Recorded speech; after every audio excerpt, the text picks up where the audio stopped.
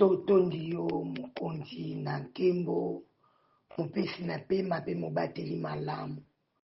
Toyebi ete eloko moko echapaka na contrôle na yo eza te.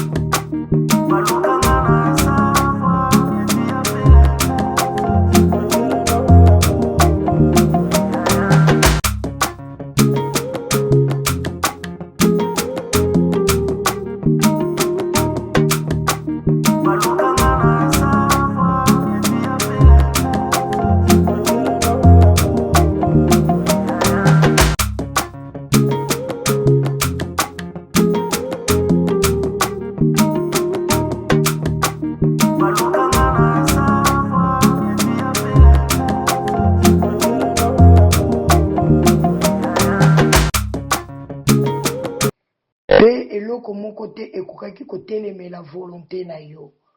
Nzambe esunga biso ntango nyonso toyeba kososolaka oyo eza volonté na bomoi na biso. Tombama na ona mercredi ya lelo na kombo na Yesu. Amen. Shalom libota bana na Nzambe. Lelo topambwami na Juge 16 du 1er au 21e verset.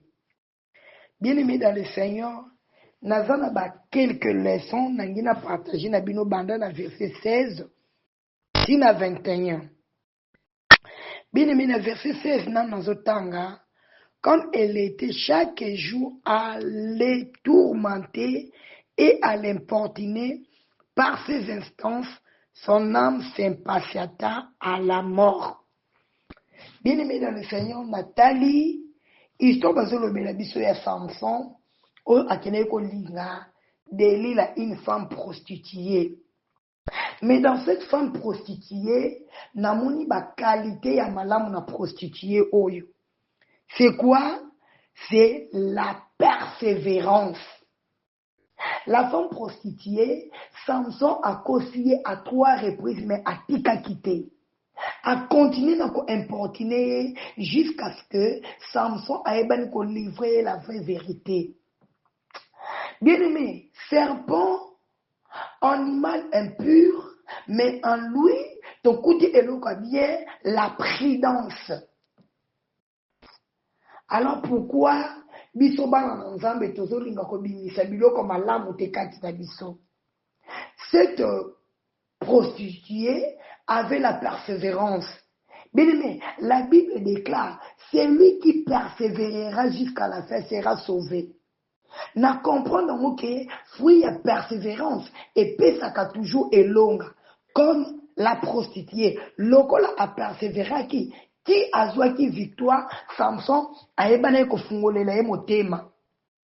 Mon frère, ma soeur, nous disons que Jésus revient bientôt. Lelo mingi bakoti na distraction, mingi bakoti na négligence. A depuis to bande ko loba Yesu azoya na ekakate, omitiki na makamba mokili oyo ndeko nanga, tu seras surpris. Samson, après avoir livré son secret, la femme a kati Yesu ki tango alala ki bien aimé. Si Samson azalaki ya kolamuka, cette femme n'allait pas kokata Yesu ki parce que Samson alingaki amona atunezo salanini. Attention au sommeil spirituel. Bana na Nzambe mingi lelo balali. Yaya, ceux qui olali yebake pasi ekokota na ndaku na yo. Soki olali yeba ke kufa ekokota na ndaku na yo. C'est pourquoi la Bible elobi, réveille-toi, toi qui dors. Yaya, tolamuka na pongi. Na livre 1 Samuel 17, moi si oba changer ki mwana po alala ki yaya tokeba na sommeil spirituel. Yaya bate la force onzambe apesi yo. Samson a kiko se livrer na prostituée, na comprendre que yangwana mibali ebele. Ceux qui bakelinga libanda bakoma ka faible. Vérité, oh peut-être Samson a moi si n'andako alingaki alobangote. Mais lokola abimi na moi c'est libala. Mais bien aimé, la puissance du mal. Le mal a une puissance. Tout ça la keba. Yamana tozo mona ba papa ebeli tozo comprendre te. Mwana na mukie akomi ko embrouiller mutu na ye abosa ni ndaku ekoti na pasi pona nini. Azotala intérêt, mais je ne comprends pas. Pourquoi papa okomi boye? Oteki ndaku na yo. Olingi obebisa avenir ya famille na yo. Pona likolo ya tieli wana. Ata yo moko fungola misu. Ozomona beba maloba o azoena ba papa tozana discernement.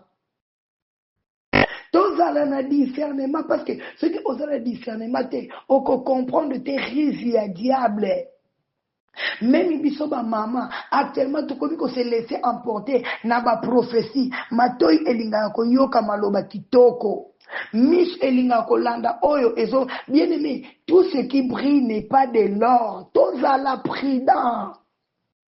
Tozala prudent bana na nzambe. Réveillons-nous tola mukana pongi parce que diable a téléminé ba porte ndako na biso. Balobi ba Philistin ba sala qui déjà embuscade.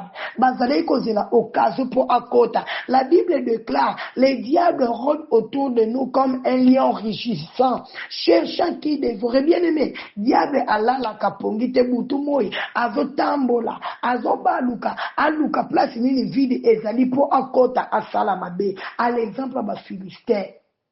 L'air de l'île a moniqué, Samson a livré, Samson a lali, a kache sukimbala moko a signalé ba Philistin. Yaya, muto a luka bebi sa vina yo a musikate. Azan zinga, azota la place nini yaya, muyidi po akota nandaka muto a yiba, azala musikate. Abeta kabatur azotala, azolande la ba position. Ce qui a monika ka vidi porte e fungami, yewana akoti a eko salamabe. Bien aimé, soyons prudents. Le temps est devenu mauvais. Réveillons-nous dans le sommeil spirituel. Totika kolive vina biso na quoi que ce soit. To mener une vie de sanctification. Parce que Samson manque à vie à sanctification. Yango etinda kia ke de ko se livre. Yaya, o se livre na nini? Nini on luki o perdre force na yo. Yaya, to zonge la nzambe. Nzambe soki o se livre na mabe. Saint-Esprit akoka ko vanda bisika o mabe zo sale mate alongwa kanaye akomaka attristé. Yaya, pourquoi tu attristes le Saint-Esprit? Tant que Saint-Esprit et ko sala attristé, akozala sutela makasha ko convaincre yo na oyo etali mabe. Bien-aimé, tolamuka nzambe azana posa ko sala biso bolamu, mais quitte à nous comment est les dispositions de notre cœur, comment est l'état de nos cœurs. Toyebana ko lamuka na pongi, tozala na distraction te, totika ko livrer ba secret na ba ya mapamboli na biso, totika ko livrer ba secret ya force na biso, sinon le diable va nous cribler, le diable va faire quoi que ce soit dans nos vies. Mon frère, ma soeur, souviens-toi là d'où tu es tombé. Reviens à ton Dieu. Il est là, il est prêt à te recevoir. Que